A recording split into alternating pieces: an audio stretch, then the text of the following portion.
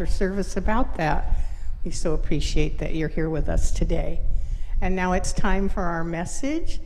And we all are familiar with the enthusiasm and the joy and the humor and the wisdom that accompanies Rev Bev wherever she goes. So please help me welcome her.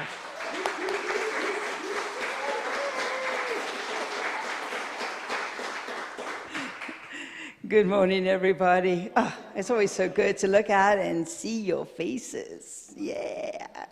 Center for Spiritual Living, East Hawaii. Oh, it feels so good, so good. It's home. Thank you, Joan. Thank you, thank you, thank you. You know, really, I think Joan said it all. She really did. She brought it home, this whole concept of everything that we're speaking about today and this week, and I am just delighted. So I am done. Thank you so much. Have a wonderful day. We'll see you next week. Yeah, do you think you could keep me quiet for that long? It ain't going to happen. But no, truly, Joan really anchored it in for me. So I'm going to begin with a joke, because who doesn't like something funny to start the day? Listen carefully. Larry Laprise, the man who wrote The Hokey Pokey, died peacefully at age 93. When the funeral home staff was placing Larry in the coffin, they were met with an amazing display of resistance. They put his left leg in, and the trouble started. Anybody want me to run that by you one more time? I shared it with my beloved this morning. He goes, I don't get it. I go, all right, let me just read it one more time, slower. Let's see if we can pass it through you. Can you just see that image of what was going on in the funeral home? Well, if that's what resistance is about, that's good. We can manage it. And it also shows that it's an ongoing thing that comes continually through the hokey pokey. Anyway, but the concept of resistance, the pushing back against something that is drawing us or calling us forward, like the vision, it feels like it's a behavior that is kind of associated with us humans mainly. It almost goes along with this idea of having conscious choice. I mean, how often do we see animals or plants giving in to resistance? I mean, we live on lava. Have we ever seen this plant this big growing through the lava? Of course we have. There's not an idea that there's a resistance in play here. The plant is growing. It's being pulled by what it needs to do in its nature. Animals, you know, they may have a little fear that could stop them from doing something or second guessing. But once they've decided, there's not this other thing behind them going, resistance, resistance, resistance, you know? So even though, you know, we can move through that fear. Oh, I've got a great story. Here we go. Let me tell you the story. So, you guys all know that I was a professional dancer, not a stripper like somebody called me the other day. I was like, they make a lot more money than dancers. Not me. I danced. So, anyway, I was a dancer. I was working in Paris, and I was working for Johnny Holiday, who was one of the rock and roll stars at the time. This is back in the mid-'80s. You know, along with Johnny Holiday, Johnny Holiday had the black leather and the tight pants, and Eddie Mitchell, he had the poodle skirts and the sweetness. That was me. Yeah, you can believe it. So anyway, we were in rehearsal, and one of the numbers is a tribute to Marilyn Monroe. And they want two dancers to descend from the catwalk, slowly fly down to the stage with their billowing white skirts and beautiful wigs and everything. And so this was the idea. So they looked around and they went, well, anybody want to volunteer for that? And one of my friends put up her hand, and I was like, oh, yeah, really? Yeah, not me. Except that my hand was in the air. I'm like, how the heck did that happen? I'm afraid of heights. I'm not going to walk up the catwalk and go and let go and dive down to the stage. Well, I had my hand up. They went, okay. So before anything could get in my way, in my rehearsal clothes, I just went for it. I walked right up the back stairs, along the catwalk, across the stage. They hooked me up. And you know, there's one of those things that hook you up. It's called we call it a stop shoot. I don't know what you guys call it in here, but over there they called it a stop shoot, right? So it's hooked up to a brace, a thing that you got on. But when you let go, you fall. You fall several feet before it breaks, and then slowly takes you down to the stage. So here I am, I'm moving up there. They've got me hooked up. I'm hanging, because you gotta hang before you drop, and I just let go. I love that statement, I just let go.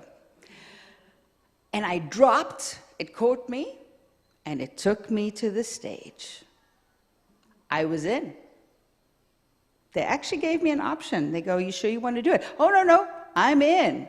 The fear had been conquered. I'd arrived at the stage in one piece. Actually, it was kind of fun. It was really kind of fun.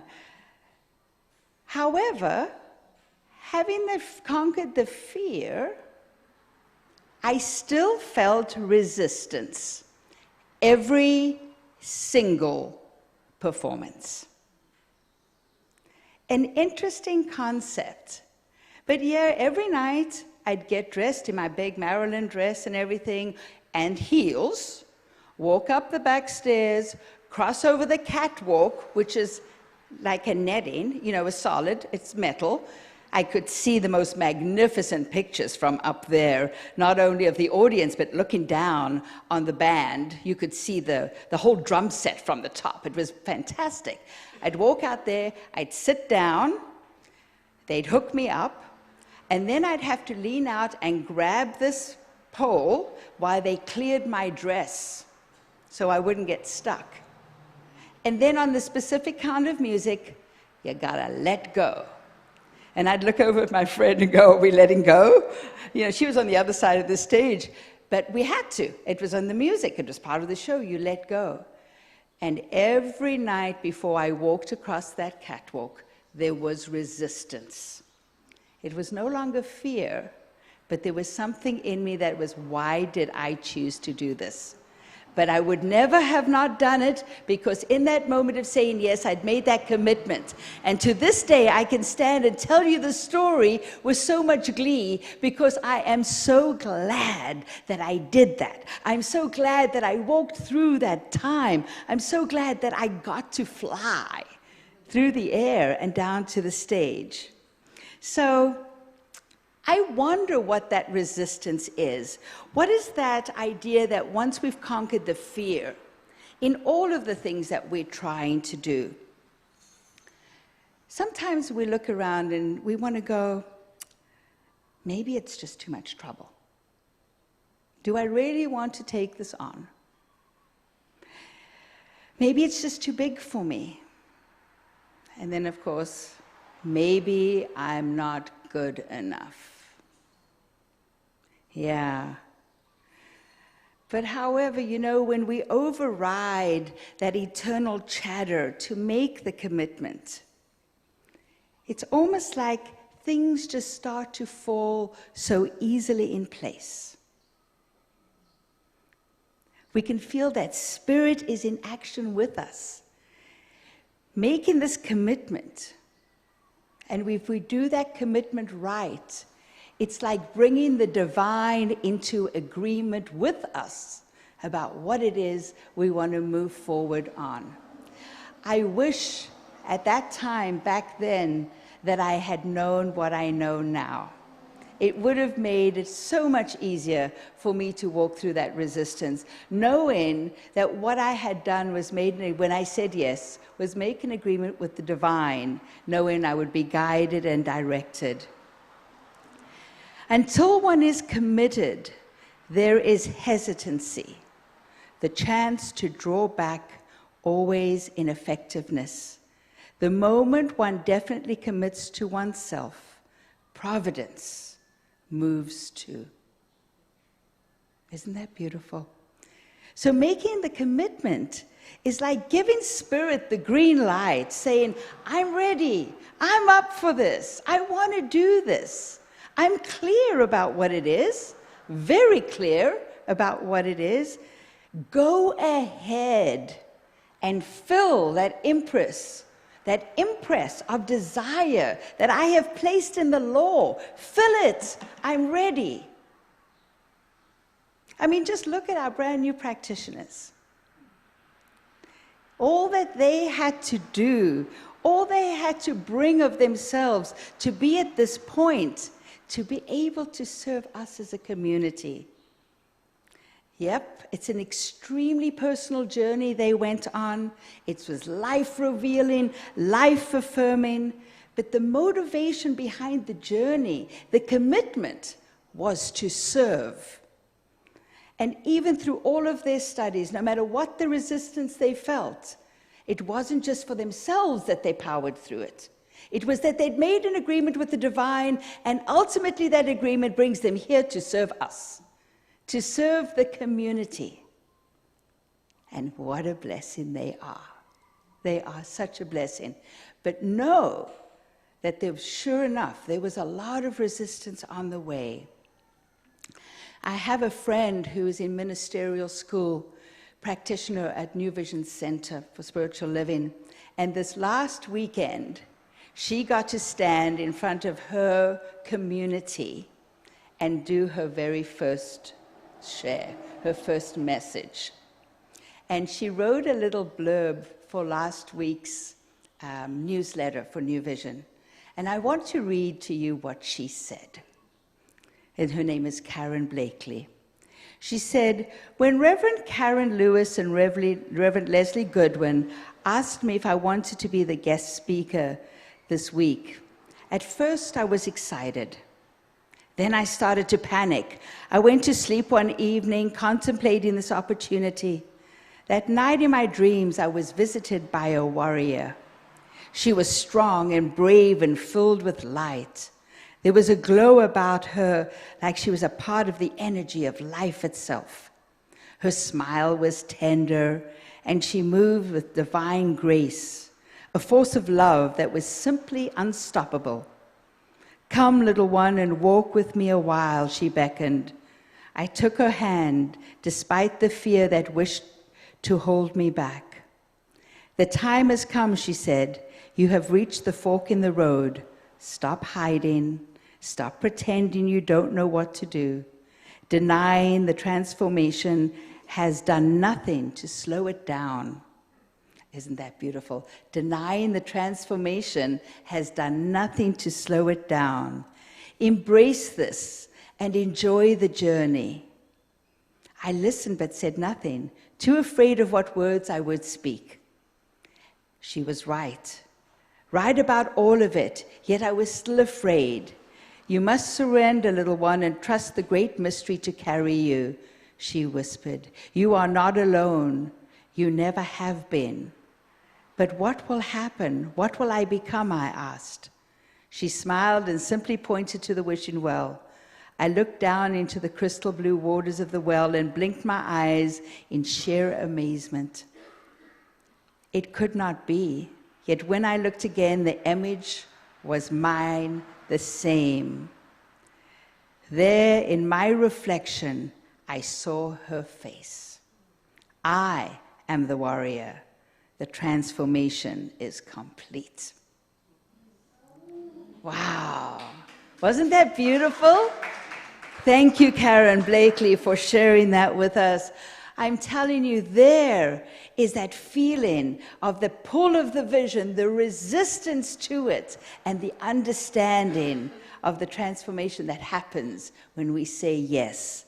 I mean, honestly, do you think that Doc and Karen and Casey did not have multiple times of resistance in their journey, both in the physical and the spiritual? And I think that sometimes the spiritual commitments can even be a little bit more challenging because they reveal this stubborn internal chatter, holding on to our old beliefs, or maybe the resistance is even to work through what is needed to uncover that belief and heal it. But they all said yes. They chose to make the commitment regardless of what their resistance was saying. And I'm sure that they were revisited many, many, many times during their commitment by the resistance over and over again. And if you can see, I have this beautiful lei around me today. It was a gift from beautiful Janelle. This last week, Janelle offered a workshop to the community and beyond, all the way to New Zealand. And we did it on Zoom. Now, if I'm not going to speak for Janelle, but if she hadn't felt any resistance along the way, I would be surprised. Janelle, resistance, anything? Anything? Anything? Yeah. But there was a commitment in her to bring forward her vision for this workshop that overrode every single thing. Everything. And this is something I know about commitment. A commitment is making a promise to something without expecting a reward. A commitment is falling in love with something and then building a structure of behavior around it for those moments when love falters. That's from David Brooks, who wrote The Second Mountain. So when love falters, that's kind of where resistance comes in. Yeah. We've all seen it in our relationships and our marriages. But that commitment comes forward, and it is in the structure of our behaviors that we build around it that supports us in those times. So we've addressed this idea of commitment and resistance in our personal lives, in our work and what we do. But how does it play out for us in the world? We can see in the global vision for Centers for Spiritual Living where it says, we see a world in which each and every person lives in alignment with their highest spiritual principle, emphasizing unity with God and connection with each other. A world in which individually and collectively we are called to a higher state of consciousness and action. So when we live in alignment with our higher spiritual principle, when we set aside the resistance and step fully into our commitment, especially our commitment to know the truth of ourselves, to deepen into our spiritual nature and our connection with all that is, we are then participating and in raising that global consciousness, that new awareness that's coming about. Every time we allow the resistance to anything we believe or see around us, and we look at a commitment to humanity, we are in connection, in that interconnectedness, working together, each person on this planet, for the best and highest good for all. And Dr. Edward Fulleun, the spiritual leader for Centers for Spiritual Living, he said he had another point of view about commitment and resistance this week. And I tell you, I need to share this. Is your commitment greater than your resistance? This question is an invitation to look at what you and I say we stand for, and then to check within to see if there's any part of us that is not in sync with the values that we claim to be ours. It is one thing to say, I believe in something, something like gender equity, for example.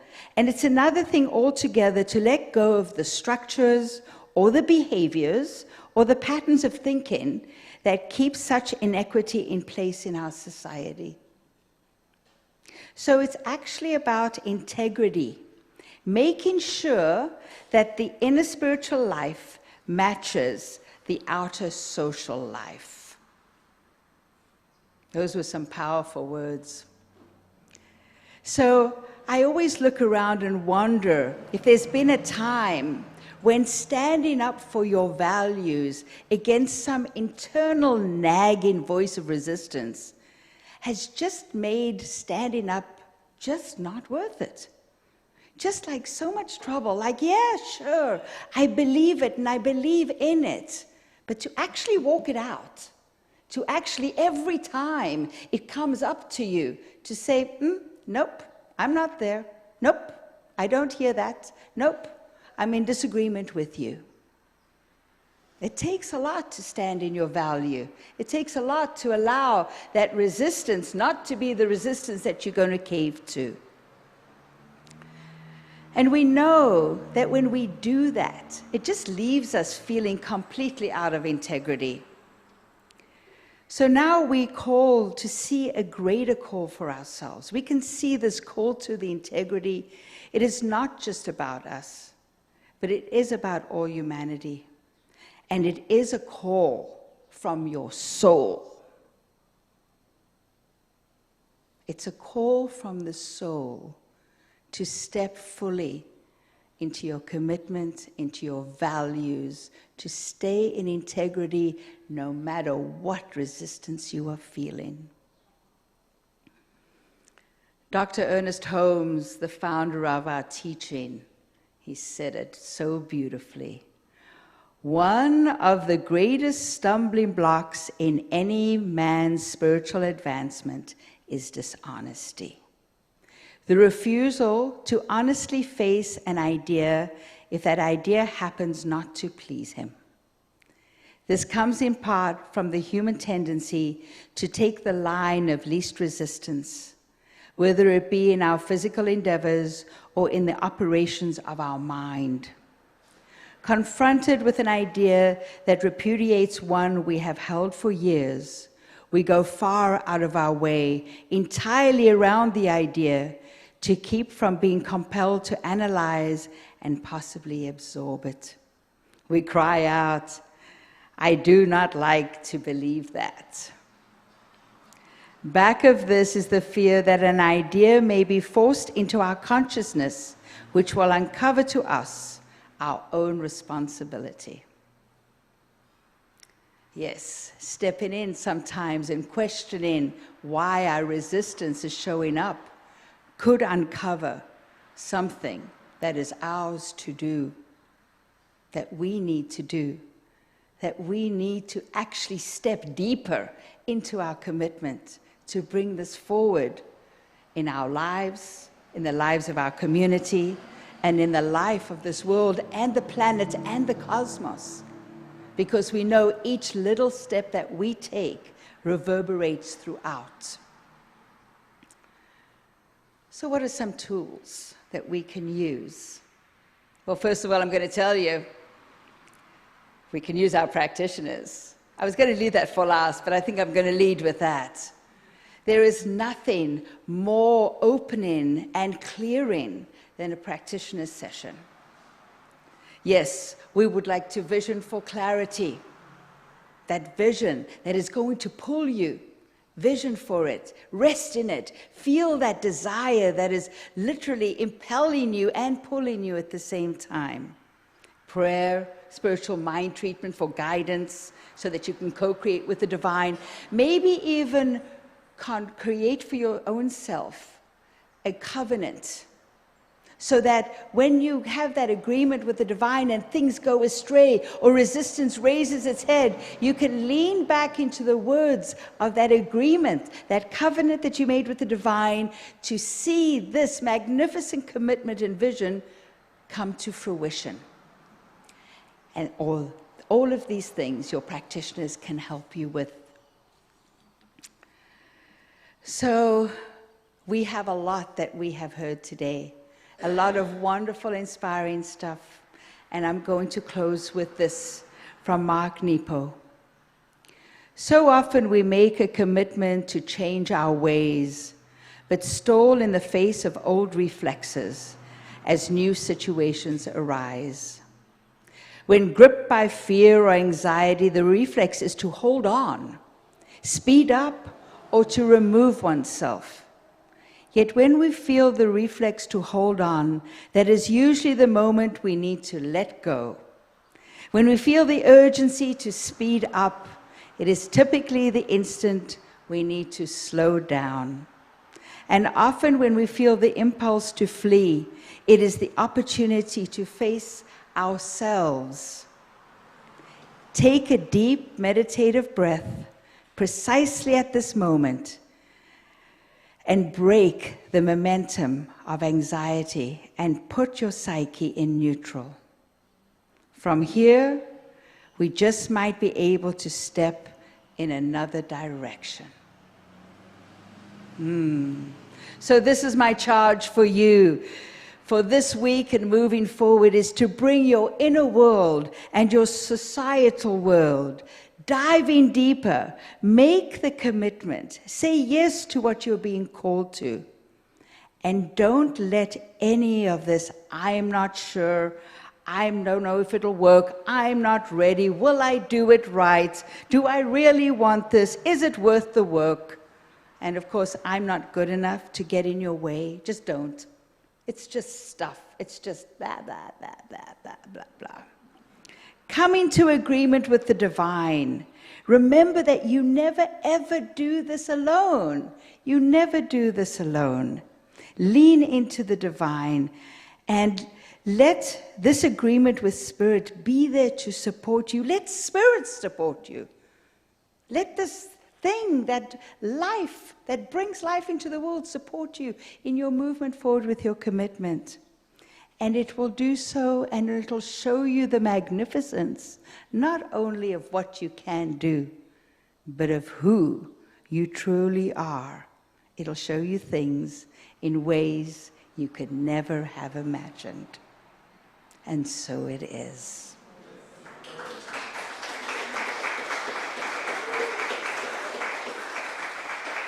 Let's take it to prayer. Let's take this to prayer. So in this moment and in this time, in this very place, I lean into that is all there is.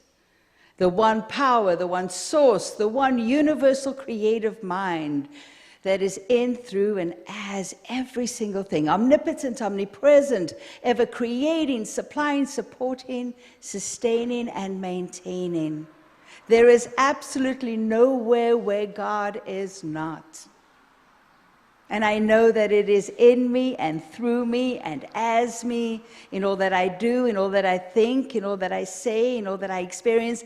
And that is the truth for you too. It is in, through, and as every single one of you in every moment of every day, in every idea and every action.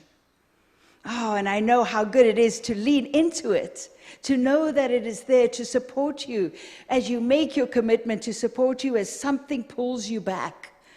To let go of that resistance and step deeper in is only to know the divine as you in a way that is more expansive and more magnificent. So I know for each one of us today as we walk our path that this is the truth of who we are, and it comes forth and manifests magnificently in all these divine manners, and I call it good. I call it good. I call it magnificent, knowing that Spirit has said, yes, my beloveds, yes. You set your intentions, you express your desires, and it is done. It is done. So just release, let go, let it be, revel in the wonderment of it all. And we claim this and know this together as we say, and so it is. Thank you.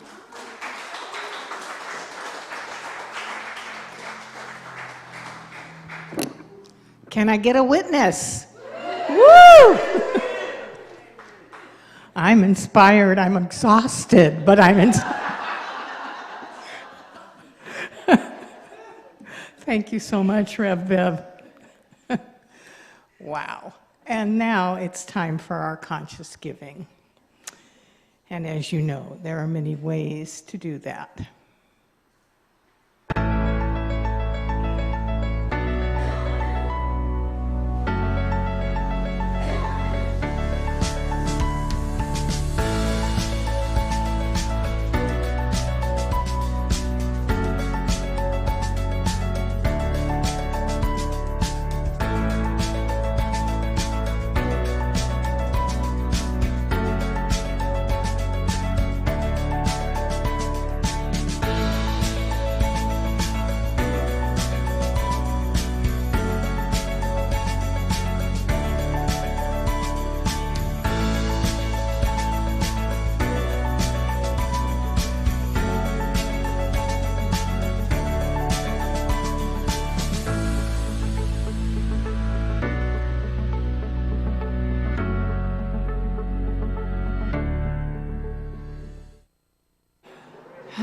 Thank you. That did. Thanks, Adam. Adam worked his magic and sped up the video a little bit. We appreciate that. So as we welcome back Dr. Lori, let's do our prosperity affirmation together. You can take your blessing in your hand if you have it, or hold it in your heart and repeat after me. Divine love, in and through me, blesses and multiplies all that I have, all that I give, all that I receive, and all that I am. And so it is.